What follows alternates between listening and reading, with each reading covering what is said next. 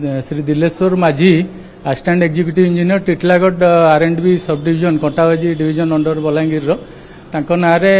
आय बहिर्भूत संपत्ति ठूल करने अभियोग होता विजिलेंस पाखे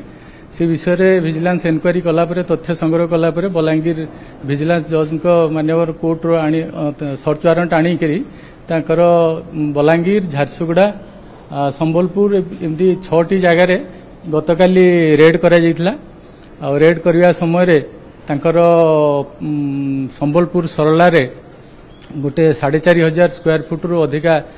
प्लेन्थ एरिया डबल स्टोरीड घर गांधी छक ब्रजाज नगर रे 6,300 स्क्वायर फुट रु अधिका गोटे डबल स्टोरीड बिल्डिंग गोटे मार्केट कॉम्प्लेक्स लहंडा बुड रे 2टी सिंगल स्टोरीड बिल्डिंग एवं गोटे कार घर प्राय 6.5 लाख रु अधिका नगद टंका 300 ग्राम रु अधिका सुना एमती बहुत जिनस मिलला घर आम बैंक एवं फाइनेंशियल इंस्टीट्यूशन नु से विषय में इनक्वारी कलापर प्राय 49.45 लाख रु अधिका बैंक डिपोजिट मिलला एवं से संबंध में पचारे से कौन प्रकार संतोषजनक कैफियत दे पारे ना जी नोन सोर्सेस रु इनकम अच्छी एवं घर मिलता विभिन्न प्रकार